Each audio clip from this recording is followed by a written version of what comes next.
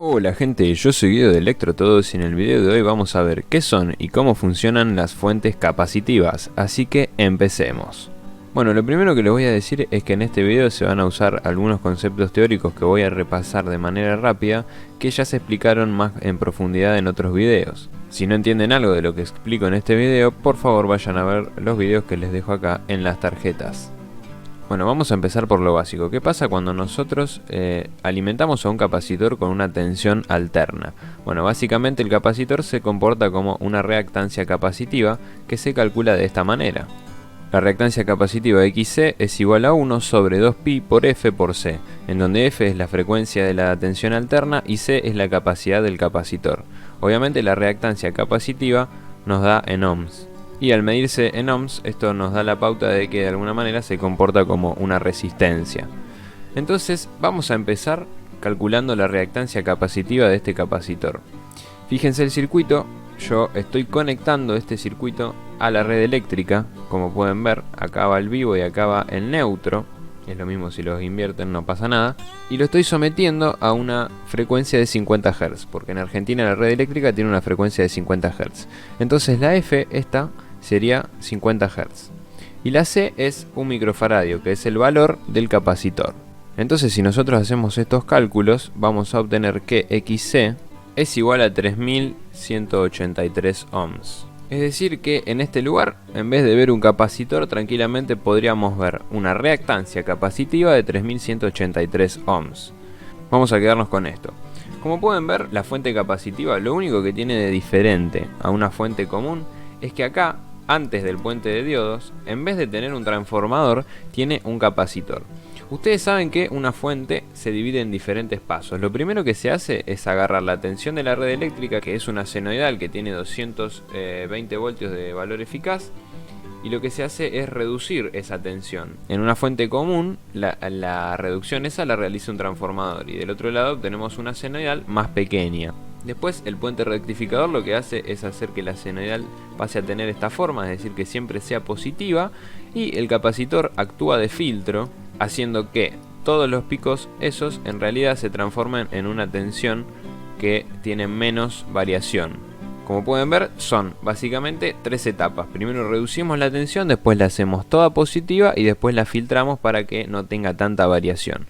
Acá en el filtro obviamente podemos poner un regulador, un diodo Zener, lo que ustedes quieran. Yo en este caso voy a poner un capacitor porque estoy alimentando LEDs y la verdad que no importa mucho la variación de tensión que tengan, porque el ojo humano, al ser la frecuencia esta de 100 Hz, casi directamente ni la detectaría la variación esa. Entonces, de acá para acá tenemos una fuente común y corriente. De acá para acá es lo nuevo y es lo que voy a tratar de explicar ahora. ¿Cómo un capacitor puede actuar reduciendo la tensión? Bueno, básicamente lo que nosotros sabemos ahora es que al capacitor este le va a circular corriente, obviamente, porque la corriente va a venir hacia el circuito de esta manera. Obviamente es alterna, pero yo lo voy a dibujar en un solo sentido porque para demostrar esto me sirve. Entonces básicamente va a circular una corriente por el capacitor que va a ir hacia el circuito. La corriente que va a circular por el capacitor básicamente es la corriente que necesitan estos LEDs para alimentarse, porque por otro lado tenemos esta resistencia que es de 1 mega ohm y prácticamente no consume nada de corriente, no vale la pena incluirla en los cálculos, y tenemos este capacitor que, como ustedes saben, los capacitores no consumen corriente. Sí, si bien consume una corriente de pico cuando se carga por primera vez, después ya la corriente que consume no es considerable. Entonces la única corriente que tenemos que tener en cuenta es la corriente que queremos hacer circular por los LEDs. Entonces supongamos que acá la corriente va a ser de 15 mA para tener a los LEDs funcionando en una corriente que no los dañe. Entonces va a ser de 15 mA. Esta corriente es de 15 mA, por lo tanto vamos a tomar como que esta corriente también es de 15 mA. Y vamos a hacer los cálculos. Sabemos que tenemos una reactancia capacitiva de 3183 ohm. Entonces, por ley de Ohm, justamente podemos sacar que corriente por resistencia es igual a tensión. Entonces, con esta fórmula podemos sacar la tensión que está cayendo en el capacitor, porque obviamente la ley de Ohm se cumple siempre, sea un capacitor, una resistencia o cualquier cosa.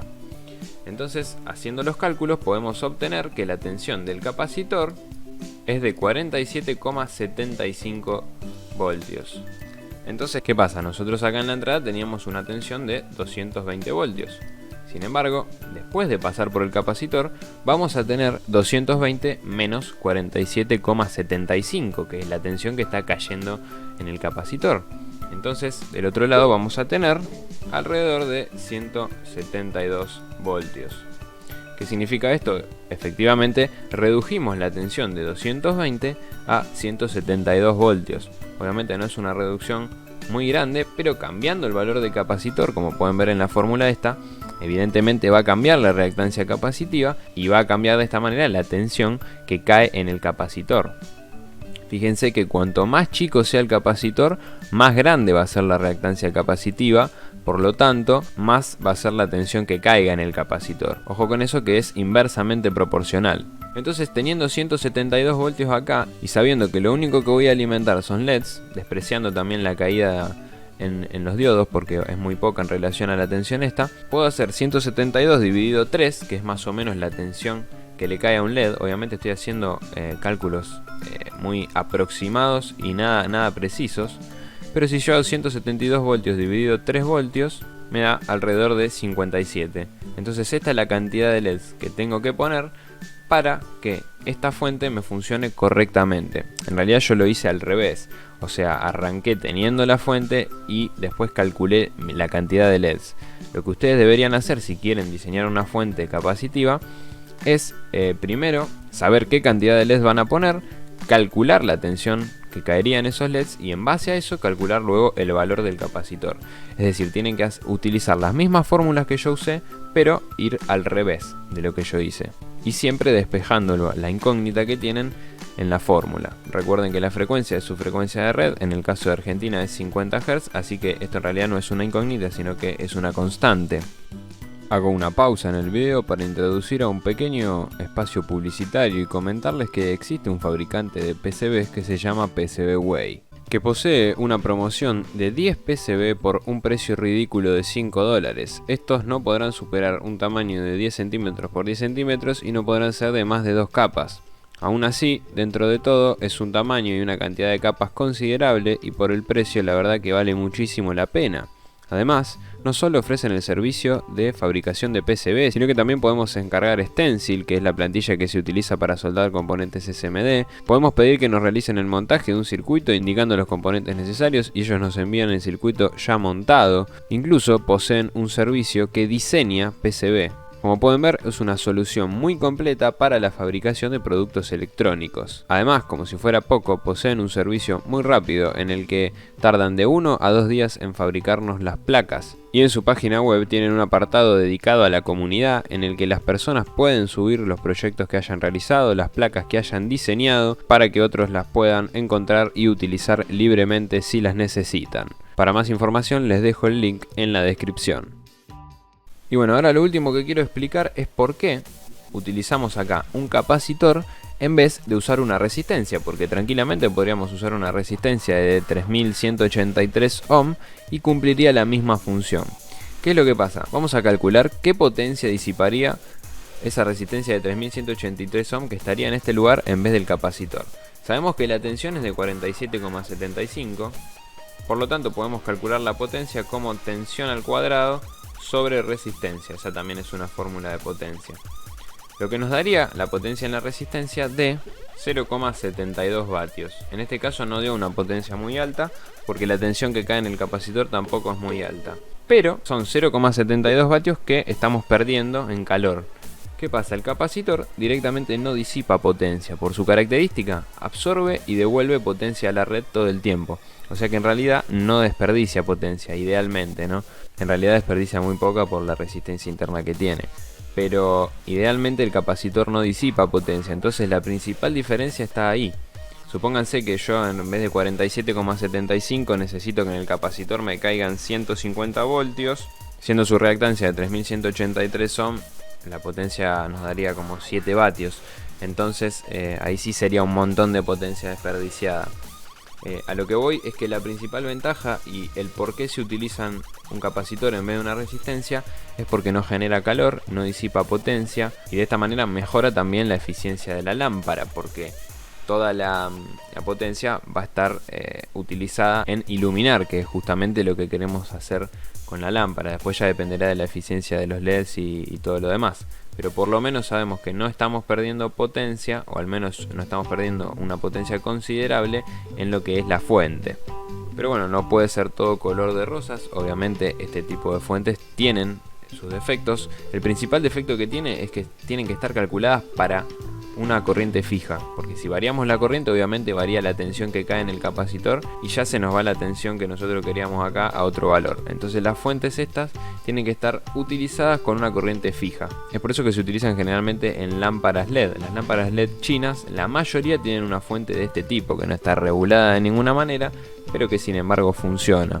Otra desventaja que tiene es que su factor de potencia es malísimo, porque como saben, el capacitor obviamente adelanta 90 grados la corriente a la tensión, dándonos un factor de potencia que es muy malo. Por lo tanto, si en sus casas, que generalmente esto no pasa, pero si en su instalación doméstica les cobran si tienen un factor de potencia malo, obviamente no les conviene utilizar fuentes de este tipo. Igualmente esto no pasa generalmente en las instalaciones hogareñas, sino que pasa más bien en las industrias.